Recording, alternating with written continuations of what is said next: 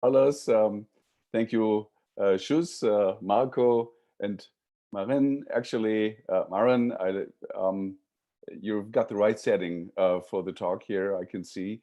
Um, uh,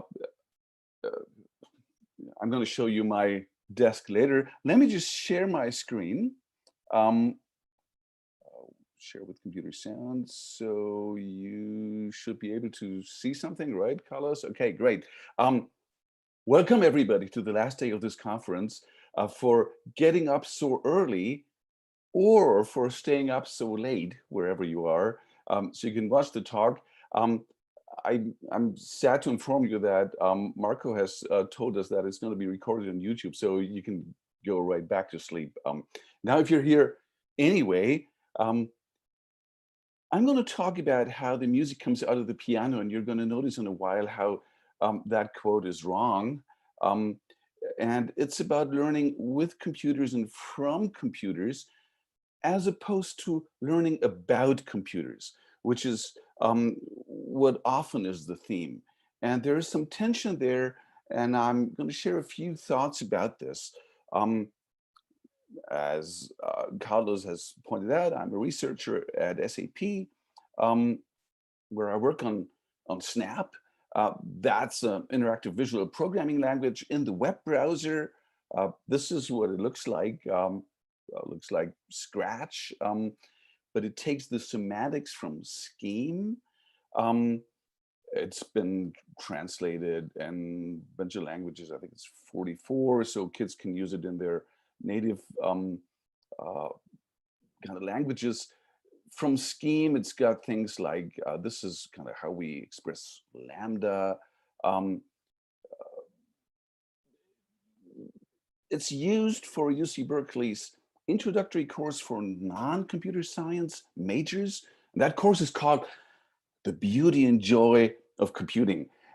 And, I can't point out often enough how I believe that every course at every university should be called The Beauty and Joy of this subject.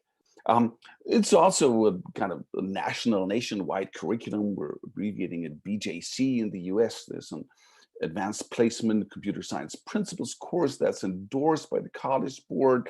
So we've got users all around the world, and it's not just my project. Kind of my co-author, co-designer is Brian Harvey of UC Berkeley, but also other researchers at UC Berkeley, like Dan Garcia, Michael Ball, Lauren Mock, and my friends and colleagues at SAP working on the same project, Yatka Hügle, Bernard Romagosa. And, the good thing about this is that now with the internet, we can collaborate with people all over the world. So there are also people in Barcelona, like Joan Guillain, working in the same team, and it's free and open software. So last year, we were preparing our first SNAP conference in Germany at the very Heidelberg University of Education that we were supposed to be in here now, had it not been for all these monsters and natural disasters preventing us to be there. And we've been meeting up with teachers in Germany in schools, and we wanted to invite them and say, hey, here's this conference. Why'd you come to us? And my colleague, Yadga, went off to kind of Google these schools and see whether we could find whether they have a computer science department. And after a while, she came back and said, Jens, you got to look at this. There's something funny here. So this kind of part of the schools that we Googled, and we looked at their computer science page. So let's just look at some of these pages. So this is the German Gymnasium, Merania Gymnasium. So Informatik, that's the German word for computer science. They show a bunch of computers, and then there's not much there except this quote. And that's basically the version that computer science is as much about computers as astronomy is about telescopes from Esger Dijkstra. Wow, so that's a statement. Okay, we were also looking at other schools. So that's the Franz Miltenberg Gymnasium in Germany. So what do they have to say about computing and computer science? You guessed it. Oh, it's not about computers because Dijkstra says so. Um, uh, I mean, you can kind of guess where this is going to. Like every school we looked at in Germany kind of has it, like it's right at the top. It's the first thing, the only thing you need to know about informatics, about computer science is, screw computers, because Edgar Dijkstra says so. And, Dijkstra, I read about, kind of was a Turing Award laureate. So that's kind of the Nobel Prize of computing. Boy, that's some authoritative, unambiguous thing. Anyone. Here's another one, right at the top. I'm not going to go through all the list. But we also looked at some, universities. So here's the University of Erlangen about computer science, and sure enough, here it is. It's the telescope quote of Dijkstra, apparently. Yeah, here's University of Halle. You can see a pattern here. And by the way, we've tried this in other languages. It seems to be a German specific thing. Now that quote is popular all over, but there's got to be some law in Germany, or maybe it's some European directive, the Dijkstra directive. You got to have this quote on top of your page. Oh, look at this. This is the German Armed Forces University in Munich, and that's kind of even funny, of course. So they're not really teaching computer science. This is informatics. It's for system admins, and this is so. What does an applied informaticist do? Well, guess what? It's not about computers, because Dijkstra says so. And I could go on with this. So kind of the takeaway of this is, yeah, computer science is no more about computers than astronomy is about telescopes. So let me just kind of visualize the idea. So if you're an astronomer and you're using a telescope, you're really doing it wrong. What you ought to do instead is kind of, study books and study what others have written to get some knowledge and to advance science. And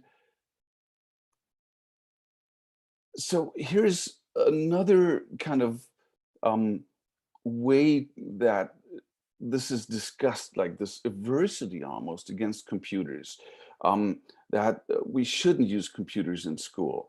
This is a paper by Humbert and others, and there's more people, more papers like this, and it's having this quote, because the music is not inside the piano.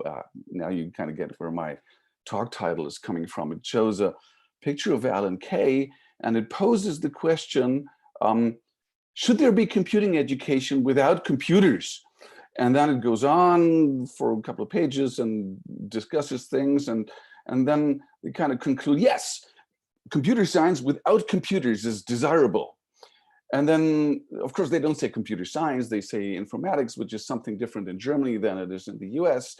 They don't say computers because they say informations. No, they say informatics systems. I don't know where they got that word from, but they mean computers. And they also say, after conceptual understanding has been accomplished, then you might consider computers to implement something, but only after you've laid the foundation with actual pencils and pen. So now it seems as if you want to learn with computers, kind of computers are really a bad idea. In fact, if you want to learn anything, computers are a bad idea.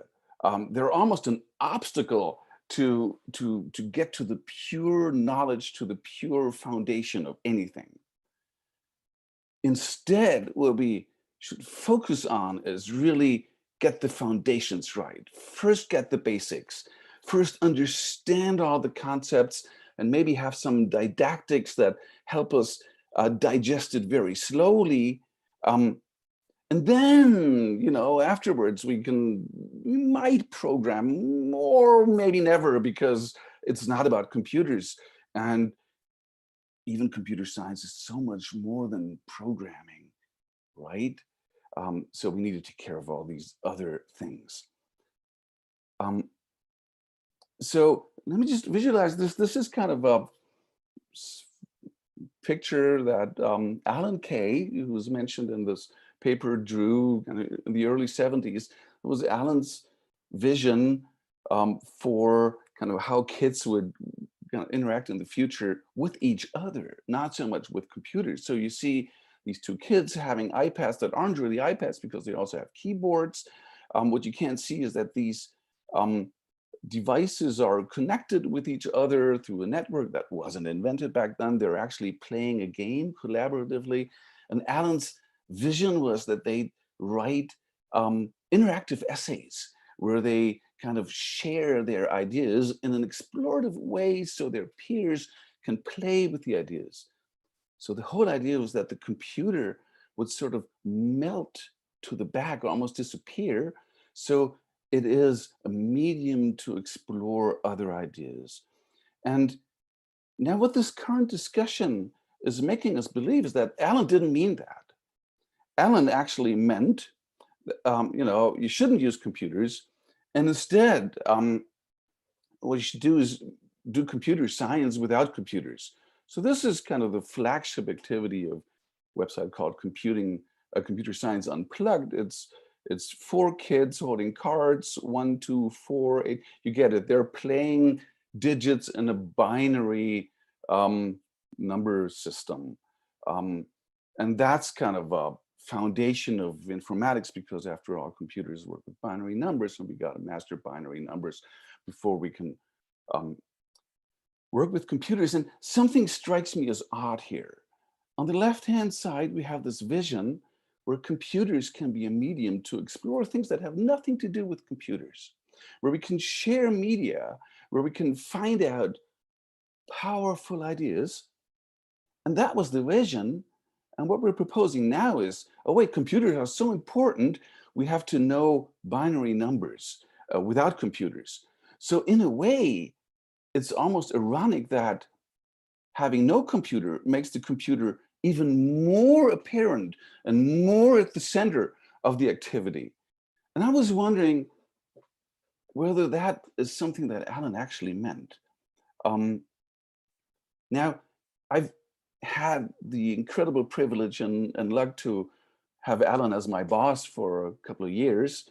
And I do remember him saying the music is not in the piano often. It's something that Alan just keeps saying whenever he talks about education. But did he really mean it in that way? So this is Alan kind of in our lab, the picture I made, Alan looking into the future in a kind of 3D goggle. So we had a lab in LA. And this is what it looked like. So this is a picture I took in our lab. And so, yeah, there's a computer there. There's also tons of ukuleles. So it seems strange to me to associate Alan with, let's have music without a piano. It's clearly not how I remember Alan. So this is at Alan Kay's home. This is where he lives in Beverly Hills. And this is not a church, it's Alan's library. Alan loves reading books. He's got thousands and thousands of books. But there's something else kind of really very dominant. It's an organ, it's an actual church organ. So Alan literally built his whole house, his life around an actual instrument. Clearly he didn't say we should have music without instruments. That's so not like him. And he likes 20,000 Leagues Under the Sea, so kind of Captain Nemo playing the organ. So I read up on the quote that is mentioned in the paper, and it's actually hard to find it, so I had to use the Wayback Machine, kind of whether we're saying that we should use computers. And in that same interview, kind of Alan says, that's the glory of it. In a book, you can print a score, and that's good. But on a computer, Not only you can print the score, but you can start moving things around, experimenting with whole sets of musical languages. Notice how it's not about the computer, but he's clearly talking about using a computer to explore music. Um, and then he also mentioned Seymour Papert. And he mentions that Seymour Papert used to talk about this kid who's difficulty in math. And the whole idea is that he goes on about that, there's something wrong with how we're teaching math because it only appeals to certain people, but not to others. But here, the computer can be a rich environment, a context in which kids can learn.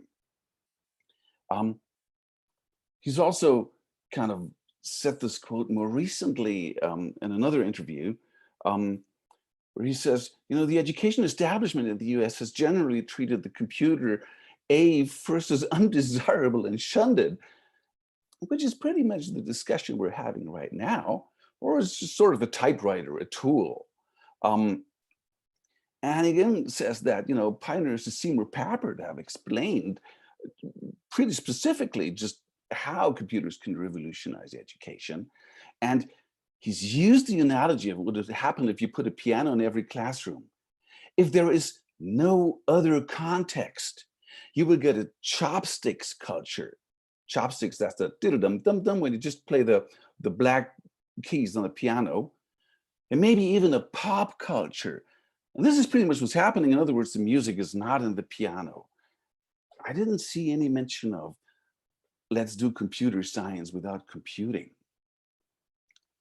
And in fact, let me just clearly state this. What I read in this interview is, there ought to be more context for us to explore with computers so we can learn things. And that's something else as saying, oh, we shouldn't learn with computers because we should learn about computers. So something that keeps coming up and that Alan always mentioned is how Seymour Papert, Cynthia Solomon, this whole work on logo was really inspirational, was really the reason for inventing personal computing back then. And the kind of core idea, one of the core ideas, was that of hard fun. That is when you learn something that is hard fun. And this is a term that really is very ambiguous. The Americans kind of have a tendency to come up with ambiguous terms that can mean anything, as we've seen. And for me, it has helped to envision hard fun really as kind of two dimensions of an area where we can kind of talk about the learning experiences that we want to provide to learners. So if something is easy, and that's often, often the thing is, oh, this is easy. If it's easy and no fun, it's just lame. And you can't help being lame at times. And then common reflex is, well, just wait. When we're done, we can make this hard very soon. But then we're just cruel if we're hard and there's no fun. And, for example, learning binary numbers before you do anything, it's just cruel. All these exercises, bet you want to know what the next prime number is. We have a tendency to make things cruel, to legitimize them as something that is worthwhile learning because we can test it and we can harass kids with it.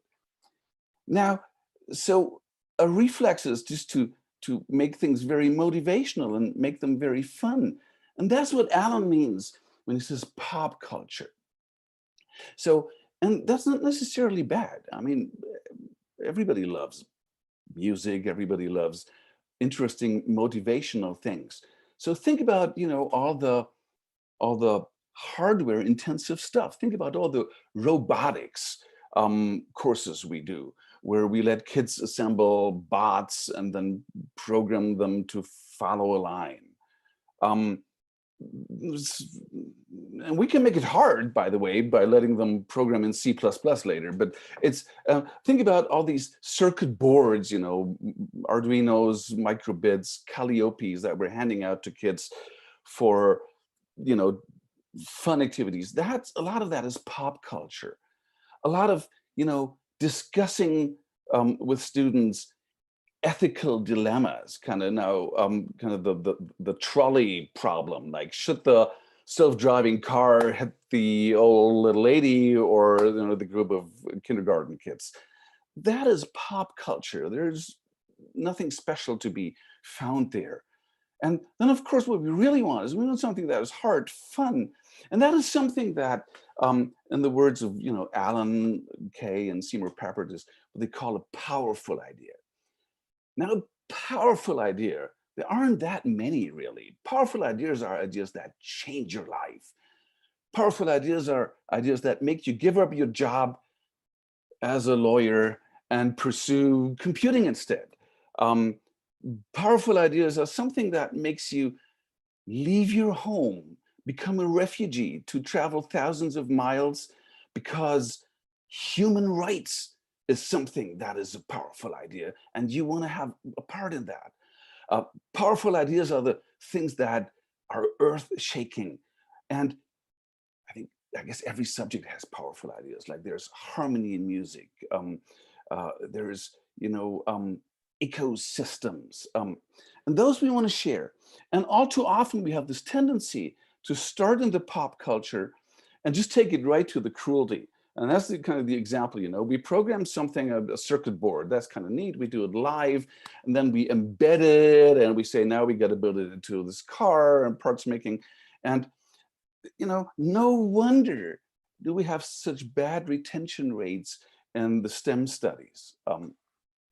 So what it really is about is to use computers to find ways how we can actually use the computer not to study programming so much, but to discover other interesting ideas. And so, had it coming, the obvious question is, can there be music in the computer? And I'm going to try something. First, let's close all these Dijkstra quotes. This is the programming language I know about. This is Snap, and so there's kind of blocks. There's a sensing category. There's a microphone block. I can click on this, and I get the number. That's the volume of how I'm speaking to you right now. I can also inspect other things. I can inspect the samples of the microphone. It's a bunch of numbers, kind of seemingly random. And that's kind of interesting. So what I'm transmitting here, what you're hearing from me is essentially numbers. And that's already some kind of big idea. We're talking about digitalization in the true meaning of the word. It's numbers, not talking about digital innovations. Sorry, Marco, sorry, because it's actual, digitalization. So, I guess we can look at these random numbers, and they're kind of, they look like they're in between -1 and +1. So we have the function in Scratch and in Snap that gives us a random number. If I click on it, I get a random number every time I click on it. So I can kind of maybe simulate what I'm sending over the microphone by getting a random number in between -1 and 1. So I click on that, I get -1, 0, 1, but I don't get the numbers in between. So I can do that by just getting a fraction. Now I'm getting more numbers. And this is something we can do as an unplugged activity, by the way. We can use dice to come up with random numbers. Now we can write a little algorithm. I'm going to make a variable. Just going to say random numbers. I'm going to set the random numbers to a new list. I'm going to use a repeat block to add a random number to the random numbers. Okay, so now I'm doing this, and I've got 10 random numbers. Wow, not a big deal. So I can also do this like 100,000 times. And now if I do this, it really takes a long time because there's a visual programming language. You want to see the progress. So one thing that computers are really great at is making boring things, repetitive things really fast. So in Snap, we have this warp block. Get it? It's enterprise. So warp just basically does a kind of compute all you can in this one frame. So here's 100,000 random numbers in between, you know, -1 and 1. And I've got this list of random numbers. And it kind of looks like the list that's coming out of my microphone. So I wonder what happens if I, you know, just play this back as a sound. I hope it's not going to be too loud for you. Just be warned. So I'm just going to play back 100,000 random numbers. See, it's noise. It's like static noise. It's white noise. And what's happening is here we have these numbers playing back means that there is at the rate of 44,100 numbers per second, a membrane is being either sucked or pulled away by a magnet, depending on the size of that number. And so what's happening is that membrane makes the arrow move, and then you get the sound. So it's not quite what I'm sending to you. So let's make this a little shorter, just 10,000. So this is shorter. Let's actually make this just 100. So now I've got a little sound of 100 random numbers. It's just a little click, right? So what happens if I'm just repeating these same random numbers over and over? So in order to do this, I would make a big list. And I can say, I just copy this and say the big list is also going to be a number. It's also going to be a list. And I'm going to repeat this also kind of often. I'm going to say repeat this 300 times. And I'm just going to say, you know, for I equals 1 to the length of my random numbers. I'm going to add the item I of the random numbers to the big list. Well, let's try this. So now I have two lists, one small one with random numbers and a big list also with random numbers, but it's just repeating kind of the little bit of noise. So if I play the sound of the random numbers, I'm still getting this click. But what happens if I now play the big list? And this is interesting. I don't know, probably you all know what's going to happen, but listen to this. Did you expect that? We get this overtone, rich, complex sound that sounds like some cheesy instrument. So what we're happening here is that we're using a lot of numbers, a long list, and out of these random things, something almost beautiful emerges. And look at this. So now we're repeating this 100 times. What happens if we make the initial list longer? Again, doing this, playing this. Now the sound that's coming out seems to be at a different pitch. And you can try this with making it less long. Now we get a higher note. You can already see kind of where this is going. There might be music in my computer just made purely out of numbers. So let me introduce you to Kevin Karplus. Anybody know Kevin Karplus? He's a computer science professor. And this is when he was still young. Stanford in the 90s. Kevin and his friend Alexander Strong were playing around with these numbers and came up with an idea how to kind of just slightly modify this to make it even more interesting. Here's what Kevin and Alex came up with. So what if we just made another number that's called average? And what if we just, instead of just adding it right away, we say, here's an average. Average is going to be something that we're going to divide by 2. And it's the sum of whatever the item I'm looking at with whatever the average was before. And we're adding the average to the big list. And here comes the kicker. Now we're doing something interesting.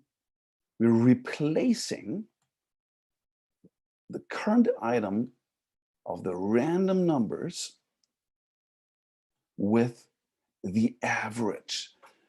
So the next time we come at this, we look at what we last computed at that very position. And, you know, let's try this and see what happens. Now we get something that doesn't sound so cheesy after all. We get something that sounds like a guitar. And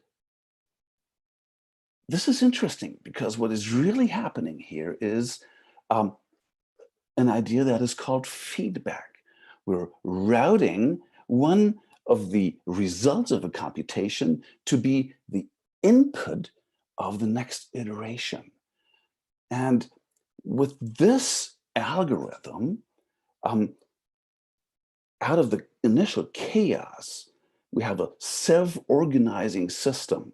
So when we're plugging the string of a guitar, what is really happening is something very complex, and we can have this beautiful, simple algorithm to represent it for us. Kevin called this algorithm the Digitar algorithm for digital guitar. And to make music with it, we obviously need to kind of give it a note. So I'm going to turn this into a new block. This is one of the ideas of Snap, that we can make our own blocks and we can make our own function blocks. So I want to have a Digitar node. And so I'm making a new block.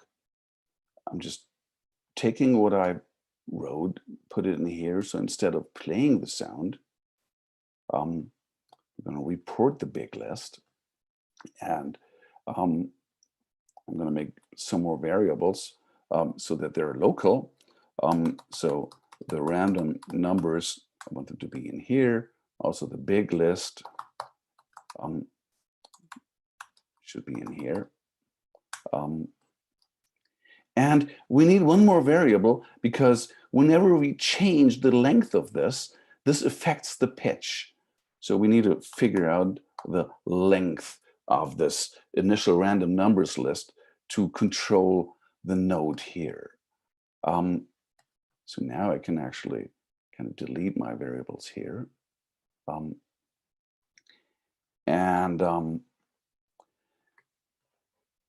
want to make note an input. So now I have this new block, and I want to give it a number as input so I can play a note. And so the idea is that, in music, an octave has 12 half steps of a note. And we've already noticed that when we play with the length of this, we're going to make a variable length. We're going to set this to something. It affects the pitch. so we want to put the length in here. We also want to put the length in here. And we want to make sure that all these sounds are equally long. So we're just going to say, you know, at 44,000, we're just going to say 50,000 divided by the length. So now we just need to determine the length. And so if you kind of look at my ukulele here, I got one sitting on my table. When you see these strings and these frets, you notice that the distance between them isn't always the same. So they start being larger and then they start becoming smaller, or the other way. If we start kind of with a short string, in order to make the pitch deeper, we need to expand it. And now in modern harmonics and even in pop culture, we have complex chords. So we just don't want to have the natural kind of tuning. We want to have this exact kind of 12-tone tuning. And that was invented actually in the late 16th century in China by a prince called Zhu Sayu, who very accurately computed kind of the exact distance between these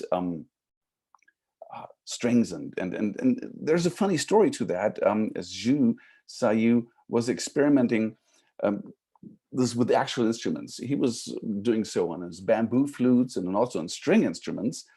And it's really a massive groundbreaking work, and it wasn't recognized at the time. You know why? Because traditional Chinese scientists didn't like there to be observations made in reality. Instead, you were expected to study books and to get your knowledge out of books. So we're gonna do equal temperament, as it's called. We're going to take some base length, the 100, and this is an idea that actually Dutchman Stevine later formulated as a root of 12. So it really is, so we're going to say 2 by the note divided by 12. That's the length. So now let's see whether we can get a sound out of this. And we get a sound. So now if I put in a lesser number, I should get a shorter string, so the tone should be higher. And it is that way. So now what I can do with this, let me try this. I can make an instrument. An instrument is just a variable. And I can set the instrument. And I'm going to map my Digitar block over a descending list of numbers. I can get a list of numbers from 1 to 10. How about I want to get the numbers from 16 to 0, so I have a little more than an octave. And what I'm going to do is I'm just going to kind of pre-compute some of these tones, so I don't have to compute them again whenever I want to play a note. Now modern computers are fast enough to do that, but Snap is a educational language, so we actually want to show what's going on. So it takes a little longer to compute this. So now I have an instrument, and I can try some things. Like I can say, for each note in my instrument, play the sound. Well, each note really just is a sound, and wait a little bit. Just waiting a little bit. That's going to 0.16. Let's try this. Wow, this kind of already sounds like an instrument. Let's see whether we can make some music. Wait, where is... there's a little song that should be coming up. Here's a song. A song is really just a a list of numbers that tells us at which tonal step a note is. So I can just import the CSV into Snap, and it's just a list. It's another list. It's just, you get kind of some numbers, and I can play them back by saying, you know, for each note in the song, now I want to play the item that note resembles on my instrument. Let's try this. Let's see whether there's actually music in here.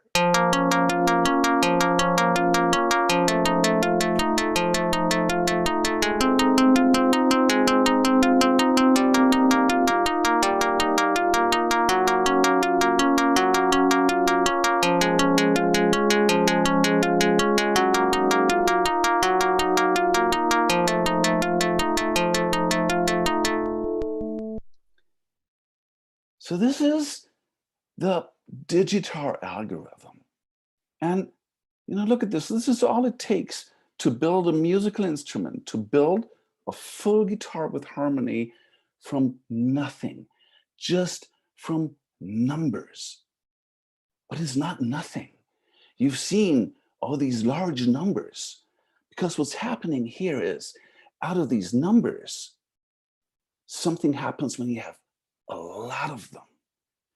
And that something is a phenomenon that we call emergence. And in order to experience an idea like emergence, a computer is incredibly helpful, because it can do something that is actually quite boring a lot. Now, if you look at this algorithm, and I chose it because of this, it's not computationally interesting. Usually when I talk about Snap, I show something that is very expressive. This one doesn't even have a higher order function in it. It doesn't have lambda in it. It's basically the stuff you can do with mere beginners. There's just a bunch of loops and variables and a little bit of math. It's not about learning computing. It's not about learning computer science. It's about learning a phenomenon called emergence. It's about learning about feedback, and feedback is used all over. Feedback happens in biology. So this is about hearing a fractal, hearing patterns. And now that we have it, we can use abstractions with it.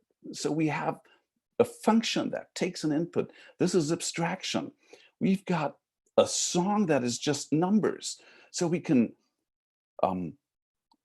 map another function over it to transpose the song. So this is a song, it starts with 1, 6. Now if we map the +4 function over it, it starts with 5, 10. And we've even made it in Snap, so you don't need the map. If you just apply the addition operator to a list of numbers, you can apply this addition to the whole vector of numbers. So now we can transpose the song. And then we can think about music. We can think about the sonata form. I bet the Eagles will love that. So this is the idea that we can learn from computers things that we otherwise cannot learn if we just do it with pencil and paper. Some ideas are really best experienced with computers. Think about image manipulation. Think about searching, making statistics of the most common words in the works of Shakespeare.